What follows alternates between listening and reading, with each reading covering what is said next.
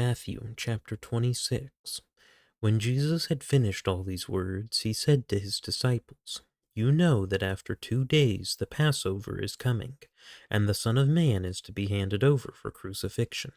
Then the chief priests and the elders of the people were gathered together in the court of the high priest, named Caiaphas, and they plotted together to seize Jesus by stealth and kill him.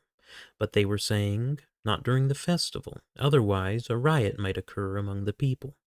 Now when Jesus was in Bethany, at the home of Simon the leper, a woman came to him with an alabaster vial of very costly perfume, and she poured it on his head as he reclined at the table. But the disciples were indignant when they saw this, and said, "Why this waste? For this perfume might have been sold for a high price, and the money given to the poor." But Jesus, aware of this, said to them, "Why do you bother the woman? For she has done a good deed to me. For you always have the poor with you, but you do not always have me. For when she poured this perfume on my body, she did it to prepare me for burial. Truly I say to you, wherever this gospel is preached in the whole world, what this woman has done will also be spoken of in memory of her." Then one of the 12, named Judas Iscariot, went to the chief priests and said, "What are you willing to give me to betray him to you?" And they weighed out 30 pieces of silver to him. From then on he began looking for a good opportunity to betray Jesus. Now on the first day of unleavened bread, the disciples came to Jesus and asked, "Where do you want us to prepare for you to eat the Passover?" And he said, "Go into the city to a certain man, and say to him, 'The teacher says, my time is near. I am to keep the Passover at your house with my disciples.'" The disciples did as Jesus had directed them, and they prepared the Passover. Now when evening came, Jesus was reclining at the table with the 12 disciples. As they were eating, he said, "Truly I say to you, that one of you will betray me." Being deeply grieved, they each one began to say to him, "Surely not I, Lord." And he answered, "He who dipped his hand with me in the bowl is the one who will betray me. The Son of Man is to go, just as it is written of him. But woe to that man by whom the Son of Man is betrayed. It would have been good for that man if he had not been born." And Judas, who was betraying him, said, "Surely it is not I, Rabbi." Jesus said to him, "You have said it yourself." While they were eating, Jesus took some bread, and after a blessing, he broke it and gave it to the disciples, and said, "Take, eat, this is my body." And when he had taken a cup and given thanks, he gave it to them, saying, "Drink from it, all of you, for this is my blood of the covenant, which is poured out for many for forgiveness of sins. But I say to you, I will not drink of this fruit of the vine from now on until that day when I drink it new with you in my Father's kingdom."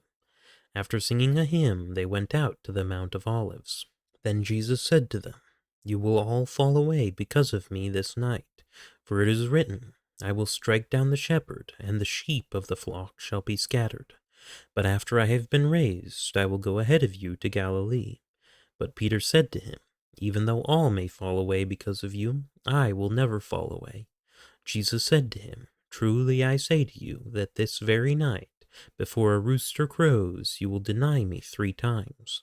Peter said to him, "Even if I have to die with you, I will not deny you." All the disciples said the same thing too. Then Jesus came with them to a place called Gethsemane, and said to his disciples, "Sit here while I go over there and pray." And he took with him Peter and the 2 sons of Zebedee, and began to be grieved and distressed. Then he said to them, "My soul is deeply grieved to the point of death. Remain here and keep watch with me."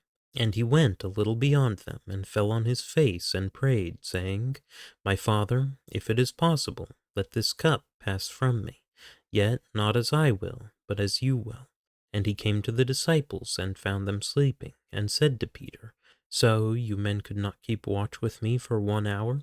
Keep watching and praying that you may not enter into temptation. The spirit is willing, but the flesh is weak." He went away again a second time and prayed, saying, "My Father, if this cannot pass away unless I drink it, your will be done." Again he came and found them sleeping, for their eyes were heavy. And he left them again, and went away and prayed a third time, saying the same thing once more. Then he came to the disciples and said to them, "Are you still sleeping and resting? Behold, the hour is at hand, and the Son of Man is being betrayed into the hands of sinners. Get up, let us be going. Behold, the one who betrays me is at hand." While he was still speaking, behold, Judas, one of the 12, came up accompanied by a large crowd with swords and clubs, who came from the chief priests and elders of the people. Now he who was betraying him gave them a sign, saying, "Whomever I kiss, he is the one, seize him." Immediately Judas went to Jesus and said, "Hail, Rabbi," and kissed him. And Jesus said to him, "Friend, do what you have come for."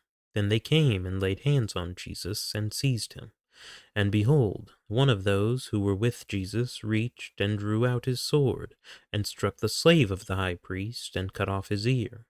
Then Jesus said to him, "Put your sword back into its place, for all those who take up the sword shall perish by the sword. Or do you think that I cannot appeal to my Father, and he will at once put at my disposal more than 12 legions of angels? How then will the scriptures be fulfilled, which say that it must happen this way?" At that time Jesus said to the crowds, "Have you come out with swords and clubs to arrest me as you would against a robber? Every day I used to sit in the temple teaching, and you did not seize me. But all this has taken place to fulfill the scriptures of the prophets." Then all the disciples left him and fled.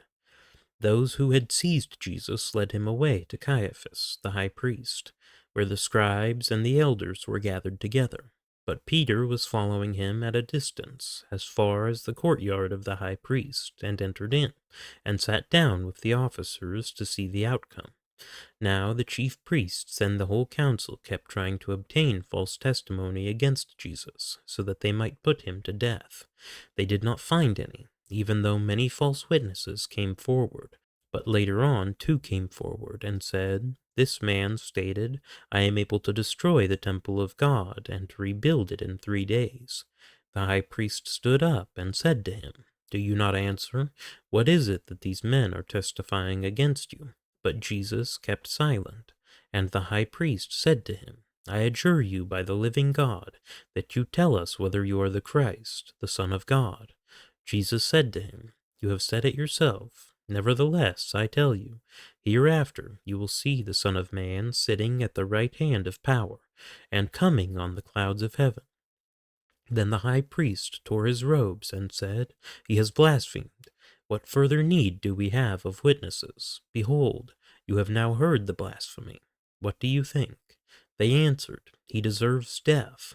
Then they spat in his face and beat him with their fists, and others slapped him, and said, "Prophesy to us, you Christ, who is the one who hit you?" Now Peter was sitting outside in the courtyard, and a servant girl came to him and said, "You too were with Jesus the Galilean."